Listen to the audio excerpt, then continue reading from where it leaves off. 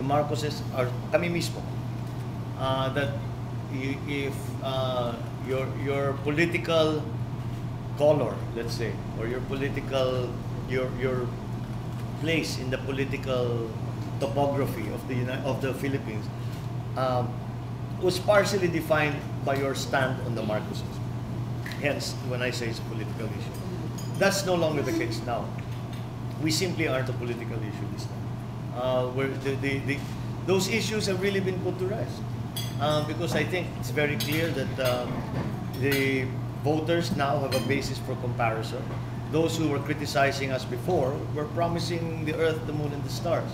They have since been in office, and people are able now to make a comparison as to who did a better job in administering government, in providing services in public service. So that is a big difference between then and now. And although the forces that are still around are equally shameful and equally shameless as those in 1995, they are no longer directed only against the Marcoses, whereas in 95 that was still partially the case. That's the difference I see. So is it an easier campaign? No, because a well-run campaign and a good campaign is never easy. It's always quite difficult. You always have to find ways to get your message across. It is always can be confusing and distracting, so you always have to find ways to focus on what it is you have to say. You also have to be constantly knowledgeable about the circumstances of the campaign, what are the changing issues, the changing debate. So that kind of thing never really changes. But again, vis-a-vis specific to the Marcoses, I think the change is that we are not an issue, and although there are still forces working against us directly, specifically against me, in particular, it is not as a Marcos issue. It is not the general public thinking that way. It is not the general power structure thinking that way, whereas it was before. Yeah.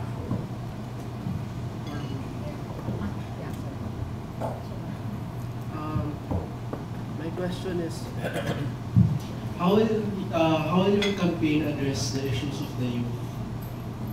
Well, I hearken back simply again to my experience under my father's time with the Kabataan Barangay. And because of that experience, I am actually the author of the law that created the Philippine Youth Commission, the National Youth Commission. The SKs are there because of that law. And that is the continuing effort by me to include young people in government, to include young people in the different walks of life in the society, because it's always been our view that the youth have a very important part to play. And it is always saddening for me to see that we quote all of these figures about the demographics of the Philippine voter today. And I'm sure all of you have heard it, I'm sure all the kids have heard it, that the 30 and below, the voters comprise close to 54%. And that if the youth would vote together as a bloc, they would be the ones electing all of our officials, from the president to the barangay kagawad, down to it's all the kids. However, unfortunately, it's also the kids who have the lowest rate of voting. They are the largest bloc, they vote the least. The smallest percentage of the young people in that bloc vote. So it is a constant reminder to me that we have to get young people involved. We need young people in government. We need new ideas. We need new energy, new initiatives, new blood. It is absolutely necessary for any organization, and I'm not talking only about political organization, for any corporation, for any business, for any undertaking, that there be new ideas, that you do not stand still. And unless young people are directly involved in politics, for example, then we will not get that progression. We will still be doing constantly the same things that we have done before. And one of the main problems that I think that we find ourselves in is that since '86, each of the intervening administrations have suffered from a kind of inertia. And they just show up, and when a problem crops up, they say, what did they used to do before? We'll do that.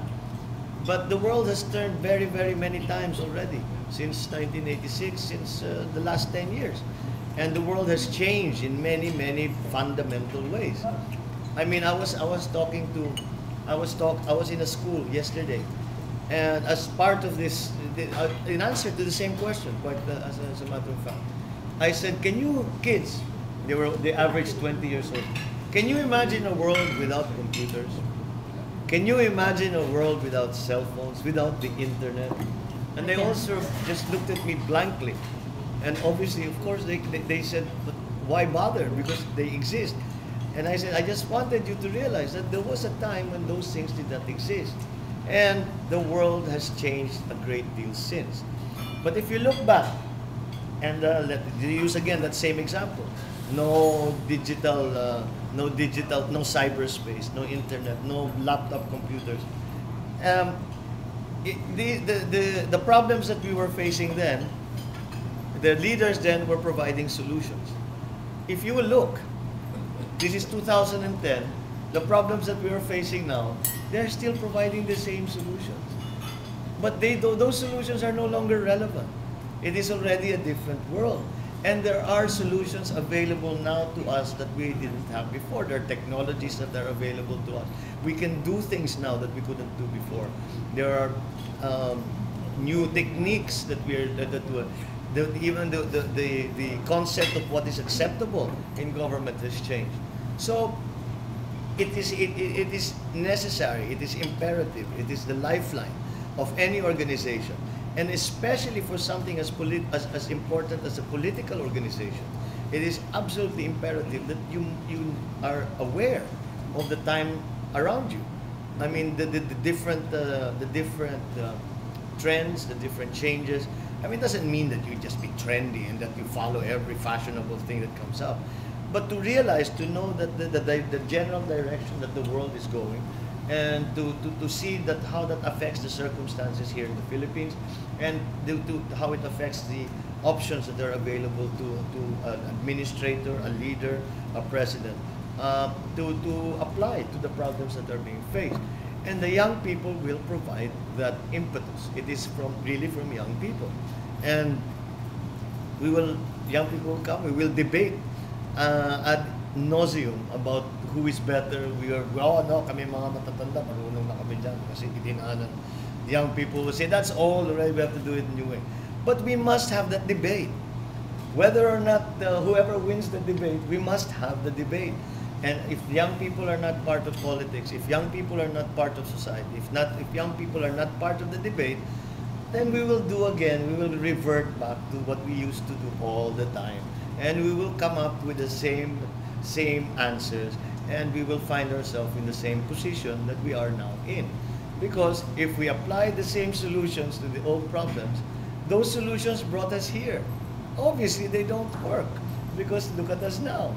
So we have to find a better way of doing things. And I think young people have an enormous part to play in finding those important things.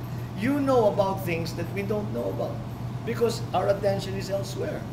So that is why, that is my view on what youth should be, the young people should be. I think even that siguro we should define it even more strictly. 30 is not youth pa ba yan? Who was the one who said do not trust anyone over 30?